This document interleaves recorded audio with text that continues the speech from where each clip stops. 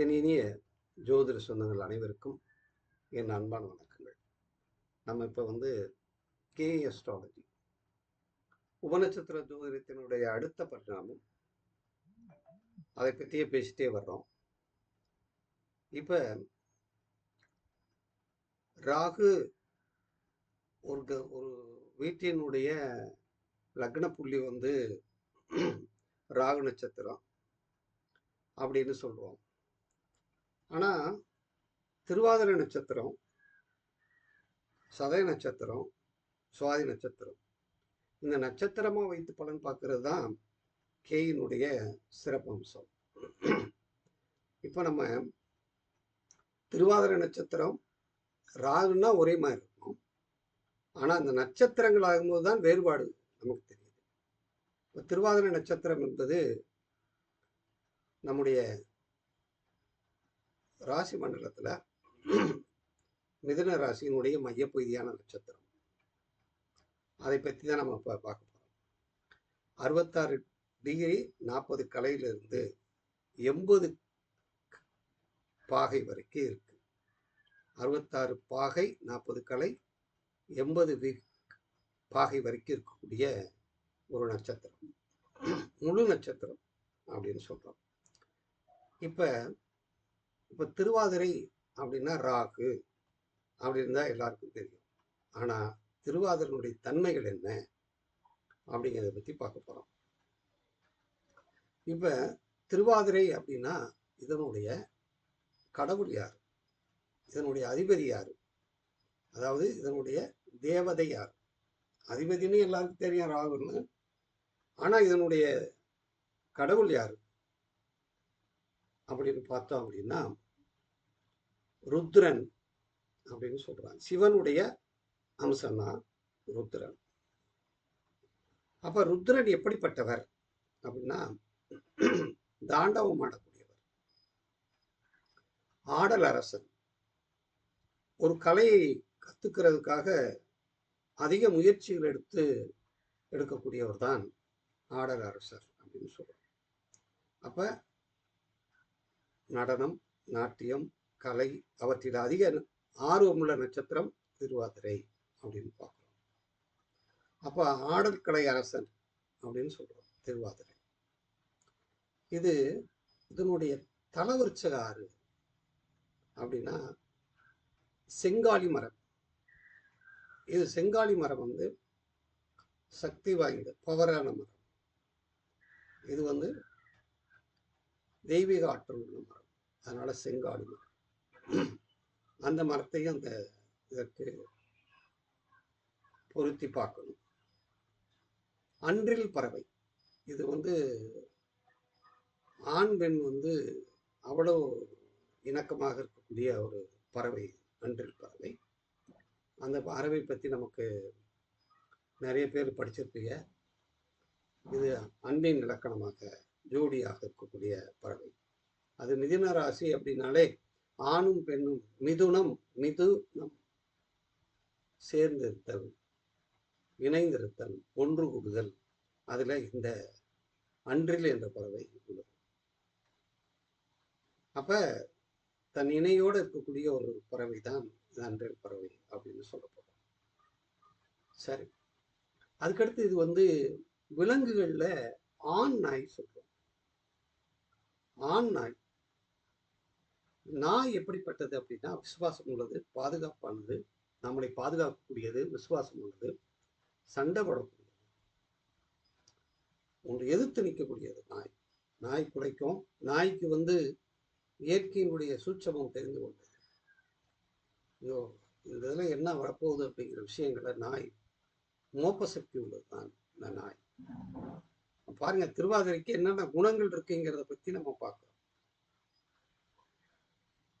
அதாவது ஒரு பெண் தன்மை அதிகமாக இருக்கக்கூடிய ஆற்றல் உள்ளதுதான் அந்த நடனம் அப்படின்னு வந்துட்டாலே அந்த பெண் தன்மை இருக்கணும் அப்படிங்கிறத நம்ம இந்த இடத்துல பார்க்கிறோம்.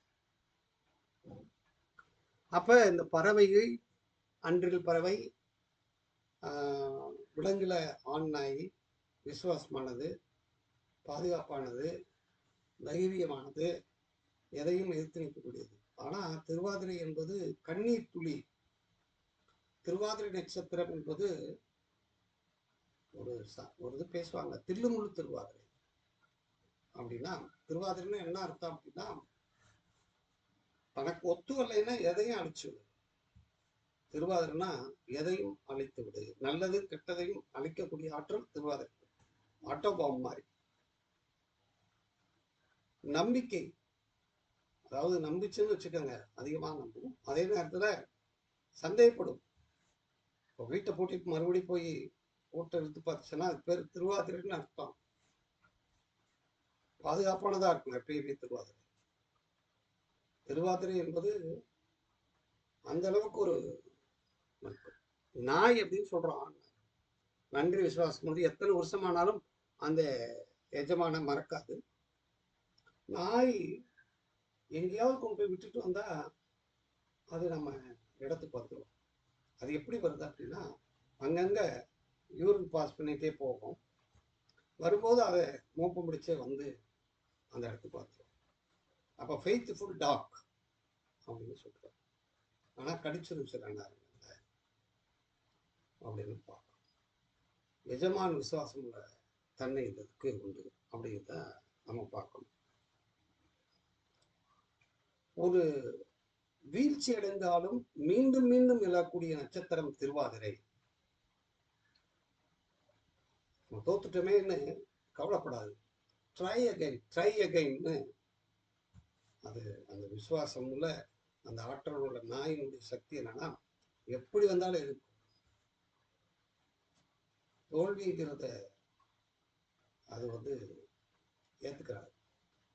அதனால இந்த நட்சத்திரத்தினுடைய ஆற்றலை நம்ம பார்க்கிறோம். உடல் உறுப்புகள்ல திருவாதிரை என்பது நம்முடைய கண்ணை குறிக்கிறது.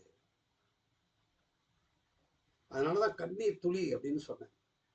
சில புத்தகங்கள்ல அந்த முன்ன பழைய பார்த்தோம்னா நுரையீரலை சொல்லுகிறது. ஏன்னா காலபுருஷனுக்கு 3ஆம் இடம் நுரையீரல், அது ராகுவனுடைய நட்சத்திரம். அதனால அது மேல் நுரையீரல் அப்படின்னு சொல்லப்பட்டிருக்கு. கண்ணை குறிக்கிறார்கள். கண் எவ்வளவு முக்கியம். அந்த கண்ணிலிருந்து உருவானவர் தான் முருக கடவுள்.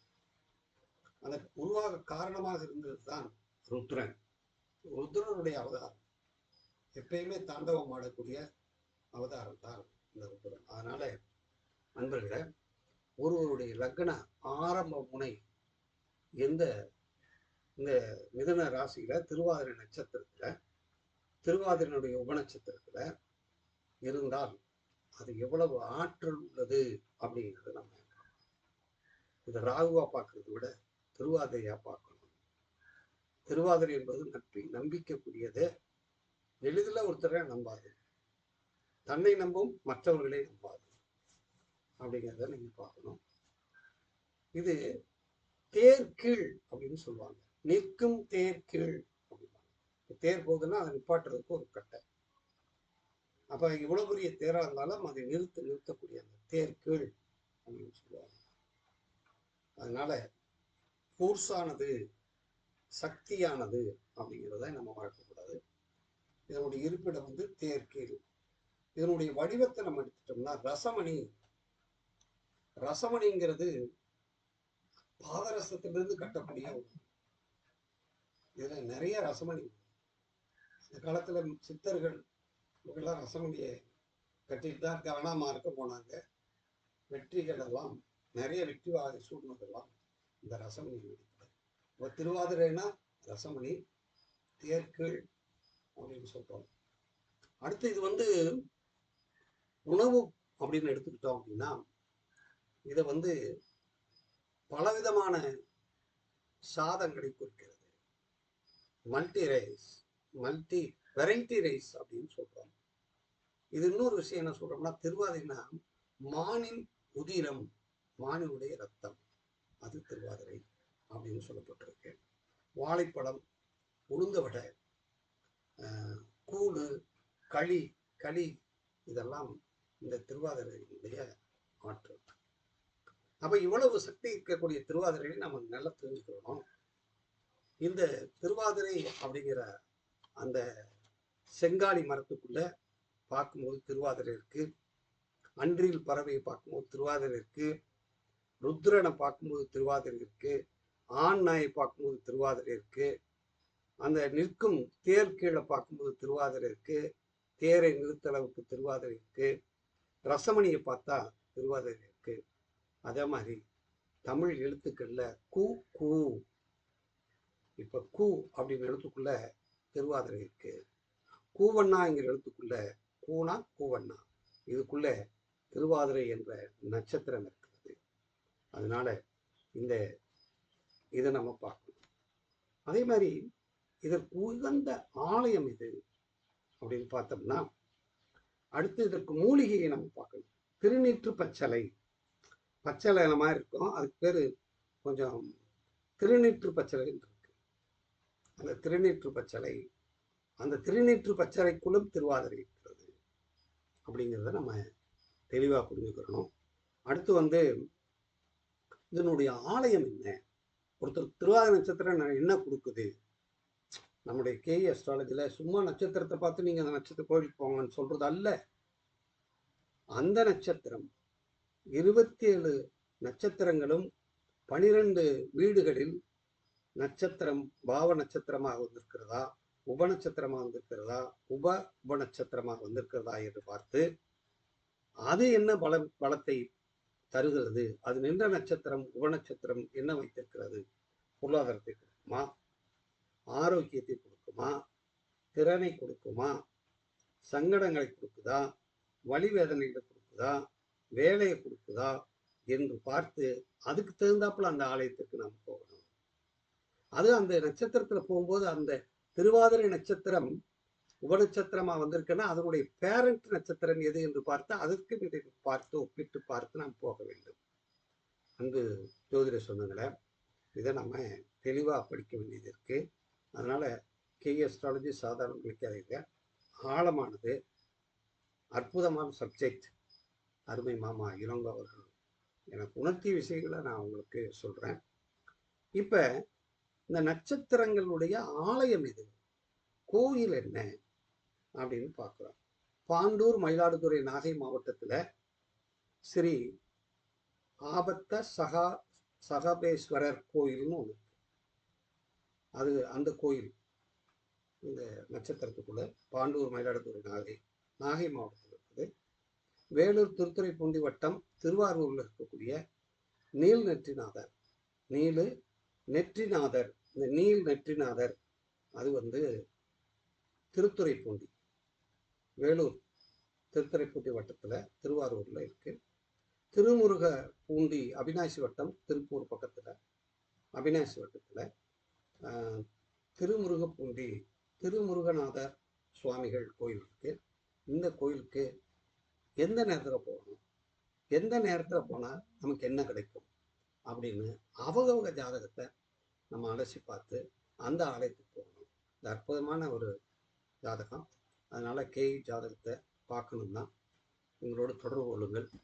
அதற்கு நிறைய விஷயம், 27 நட்சத்திரமும் உங்களுக்கு என்ன கொடுக்கும், எந்த நேரத்தில் போகணும், எந்த நேரத்தில் போனால் எது கிடைக்கும், உங்களுக்கு எது ஆற்றல் உள்ளது, உங்களுக்கு 12 பாவங்களையும் எப்படி நம்ம பார்த்து 9 கிரகங்களை என்ன கொடுக்குது, கிரகம் என்ன கொடுக்குது, என்னென்ன கிரகங்கள் வச்சிருக்கு அப்படிங்கிற அற்புதமான ஒரு ஜோதிட அமைப்பை இந்த கேஇ அஸ்ட்ராலஜியை பற்றி நம்ம பார்த்துருக்கோம். அதனால அன்பர்களே, ஜோதிட நண்பர்களே, இதற்கு ஒரு நல்ல ஆற்றல் இருக்கு, சக்தி இருக்கு, இதற்கு பரிகாரம்.